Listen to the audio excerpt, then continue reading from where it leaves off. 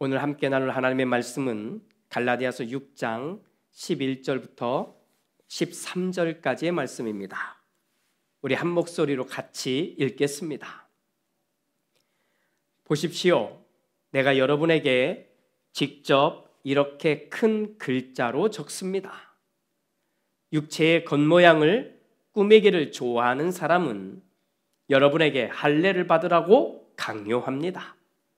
그것은 그들이 그리스도의 십자가 때문에 받는 박해를 면하고자 하는 것입니다. 할례를 받는 사람들 스스로도 율법을 지키지 않으면서 여러분에게 할례를 받게 하려는 것은 여러분의 육체를 이용하여 자랑하려는 것입니다. 아멘.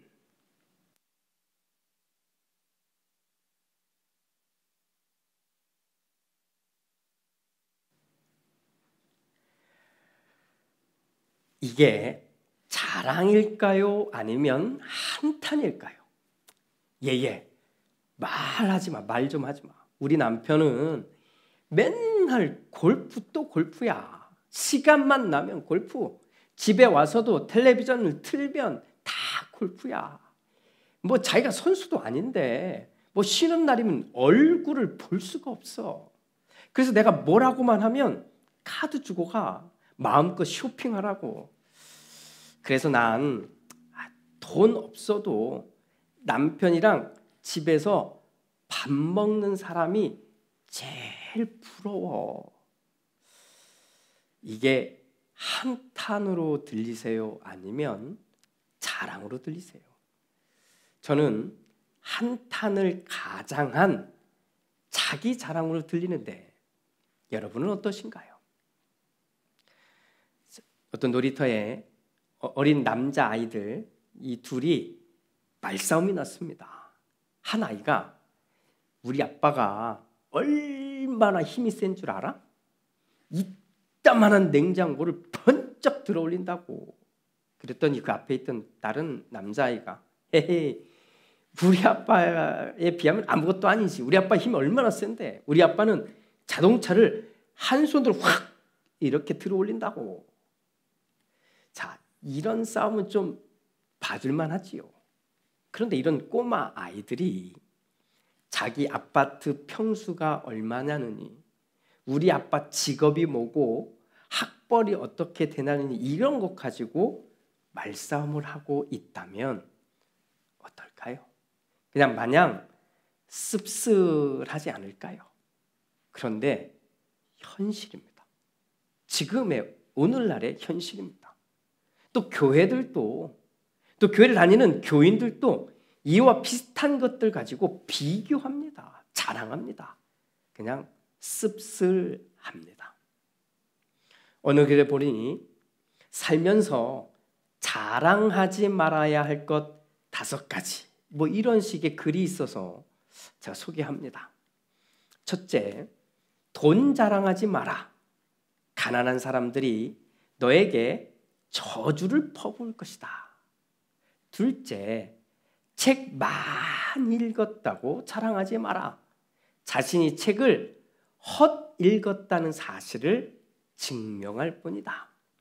자, 셋째, 별 노력 없이 얻은 것을 자랑하지 마라. 그것은 너의 것이 아니다. 넷째, 음식 자랑하지 마라. 지금도 세상에는 굶어 죽는 사람들이 많다. 다섯째, 어른이라고 자랑하지 마라. 젊은이들이 너를 떠날 것이다. 참 주옥 같은 말이지 않습니까? 그런데 이 말을 쓰신 분이 이 말 뒤에 하나를 덧붙입니다. 자랑하지 말고 그 대신에 지금 행복하십시오라고. 저의 생각으로는 이 하나 둘 이렇게 첫째 둘째 했던 이게 구구절절 다 맞는 말 같습니다. 이 말만 잘 들어도, 정말 이 말만 잘 들어도 우리는 괜찮은 삶을 살 수 있지 않을까요? 오늘 우리가 읽은 바울의 편지는 갈라디아라고 하는 곳에 있는 신앙인들에 보낸 편지 마지막 부분입니다. 이제 오늘을 포함해서 앞으로 4번의 설교로 이 편지를 마무리하려고 합니다. 특히 오늘부터 하는 이 마지막 부분에서 바울은 이런 표현을 사용합니다. 보십시오. 내가 여러분에게 직접 이렇게 큰 글자로 적었습니다. 이렇게 말합니다.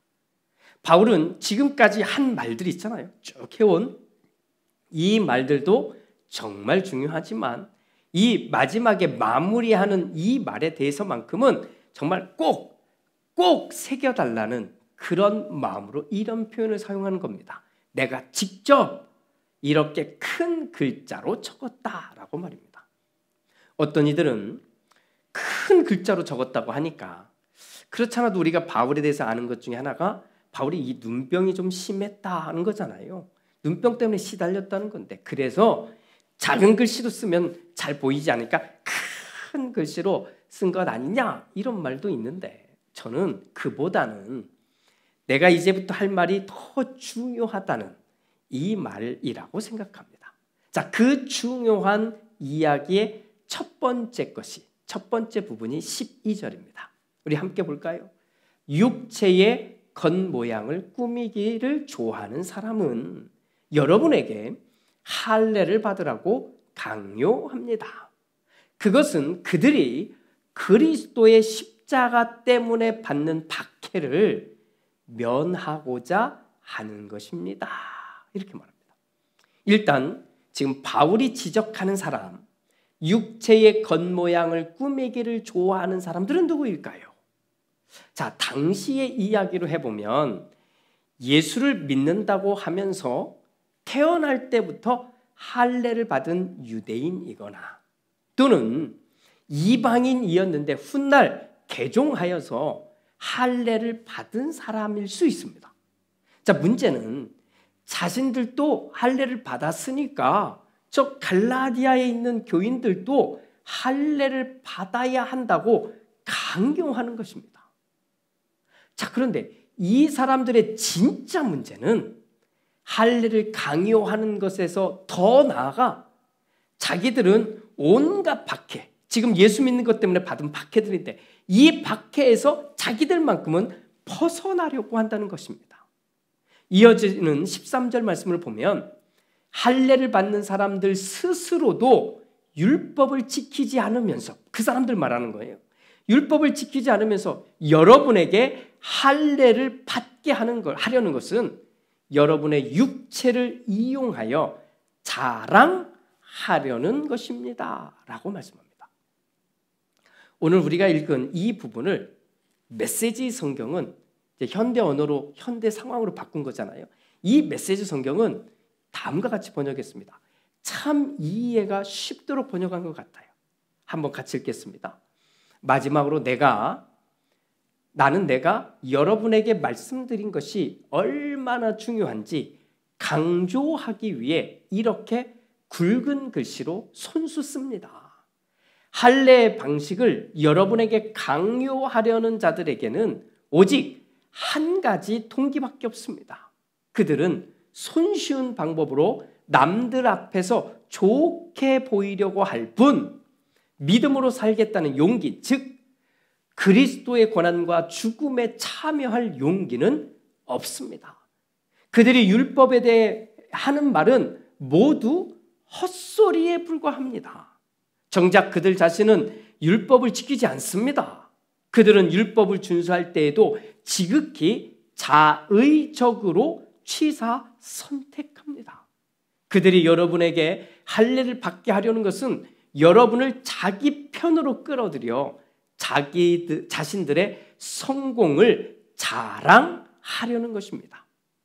비열한 행동이 아닐 수 없습니다. 이렇게 말입니다.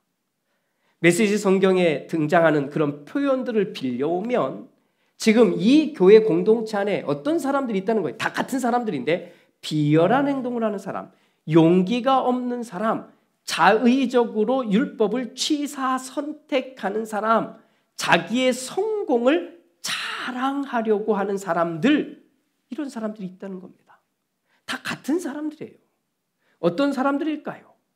아마도 지금부터 제가 하는 이런 사람들일 것입니다. 오늘날로 바꾸면 교회 안에 이런 사람들이 있습니다. 꽤 있습니다. 설마 하시겠지만 정말 있습니다. 한번 잘 들어보십시오. 내가 말이야 20대에는 단 하루도 새벽 기도를 빼먹은 적이 없어. 빠짐없이 새벽 기도에 나갔단 말이지. 내가 말이야 40대에는 교회를 몇 개를 세운 줄 알아? 3개. 무려 교회를 3개나 세웠다고. 내가 말이야 40대에 어떤 일을 했는지 알아? 우리 교회 역대 최연소 장로가 되었단 말이야. 자, 무슨 말입니까? 하루도 빠짐없이 새벽 기도에 나갔다는 것, 이것은 잘한 일입니다. 대단한 일이잖아요. 자, 그런데 그래서 어떻다는 것입니까? 매일 새벽 기도를 하였더니 뭐가 달라졌다는 말이냐고요. 지금은 그때는 했는데 지금은 어떻게 하시는데요? 지금은 하신다는 말씀이세요? 아니면 그때 다 했으니까 이제는 안 한다는 말씀이십니까? 이런 생각이 들잖아요. 또 교회를 세우는 것, 이건 거룩한 일입니다. 그리고 참으로 멋진 일입니다. 게다가 이건 아무나 할 수 있는 일도 아닙니다. 그래서 저는 정말 대단하다고 생각합니다. 자, 그런데 교회를 3개나 세웠더니 지금은 어떠시냐고요? 인격적으로 정말 성숙해졌고 말씀 앞에서 순종할 줄 알게 되고 그리고는 교회의 교인들로부터 존경을 받고 있느냐 이렇게 묻고 싶습니다. 또 최연소 당회원, 최연소 장로님이 되셨다는 것. 자, 이 말을 바꿔보면 정말로 어린 나이부터 오랫동안 교회를 정말 잘 섬겼다는 말이지 않습니까? 그러니 좋은 일이죠. 명예로운 일입니다. 명예로운 일. 이건 정말 대단한 거거든요. 그런데 지금은 어떻게 되었는데요? 지금은 이전보다 훨씬 주님과 가까워졌습니까? 그래서 교인들이 이 장로님을 보면, 당신을 보면 존경하고 인격적으로 잘 따르고 있느냐는 겁니다. 내가 말이야 하루도 빠짐없이 새벽 기도를 다녔다고, 교회를 세웠다고, 연소 장로가 되었다, 이런 말이 자기 자랑이 되어버린 것처럼 그 옛날 바울이 갈라디아 교회와 교인들을 염려하면서 쓴 이 글에도 그런 사람들이 그때에도 있었다는 것을 말해주고 있습니다. 당시 유대인들은 온 세상을 향해 자신들이 아브라함의 자손이라고 자랑했습니다.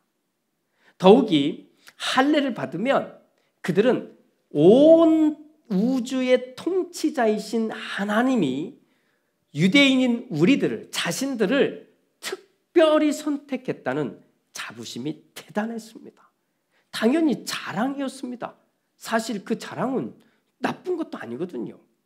저는 그렇게 생각합니다. 자, 그런데 유대인들이 그렇게 생각했잖아요. 그런데 그 유대인들이 어떻게 바뀌었습니까? 적어도 유대인들끼리는 이런 자랑의 차별은 없어야 되잖아요. 그런데 유대인들끼리도 자기들끼리 학벌 또는 혈통, 그러니까 집안 이야기, 업적 이런 걸 가지고 구별합니다. 차별했다는 겁니다. 차별했다는 거예요. 그런데 그런 마음을 가진 사람들이 교회 안으로 들어온 것입니다. 안타깝게도 이런 사람들은 비열한 행동을 하는 사람이라고밖에 말할 수밖에 없습니다. 보이는 곳에서는 그럴듯한 이유를 만들어내지만 속으로는 딴 생각으로, 자기 자랑으로, 자기 교만으로 가득 찼기 때문입니다. 저는 여러분에게 꼭 부탁을 담아 권면합니다. 교회 공동체는 아주 다양한 사람들이 모이는 곳입니다. 그러하기에 분명히 아주 다양한 이야기를 주고받을 수 있습니다. 하지만 누군가 자기 자랑에 깊이 빠진 사람이 있거든. 안타깝지만 그 사람을 불쌍히 여기면서 이렇게만 반응해 주세요. 아, 그렇군요. 라고만. 그리고 더 이상 귀 기울이지 말아주세요. 그런데 더 안타까운 건 뭔지 아세요? 그렇게 자랑하는 사람들의 말에 귀를 쫑긋 세우고 있는 사람들이 교회 곳곳에 있다는 것입니다. 그래서 부탁드립니다. 은근슬쩍 자기 자랑을 담아서 하거든. 아, 그렇군요. 까지만 해주세요. 여기까지만 다.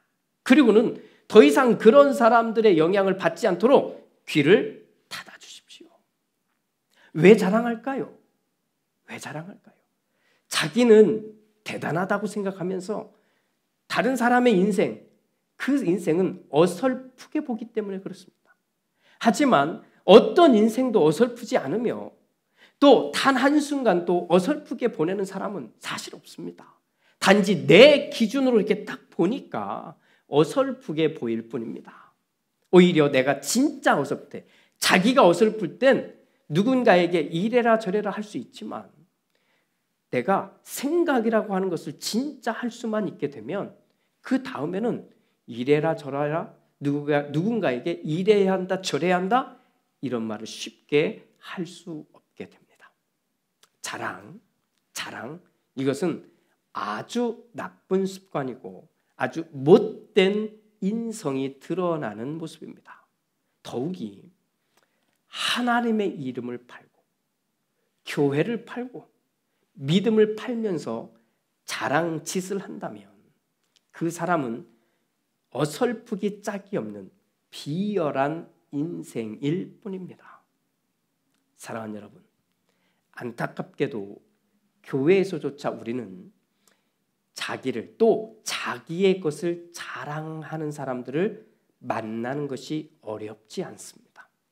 이것은 그 자랑하는 사람에게도 안타까운 일이지만 그 말을 듣고 있어야 하는 사람에게도 고통입니다.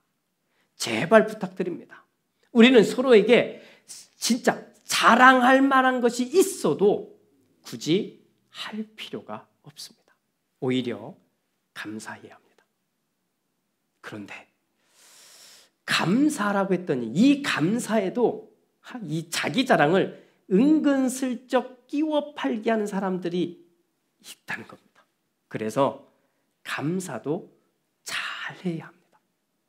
사랑하는 여러분, 바울의 이 마지막 부분을 읽으면서 저는 이런 생각을 가지게 되었고 이것을 여러분과 함께 나누고 싶습니다.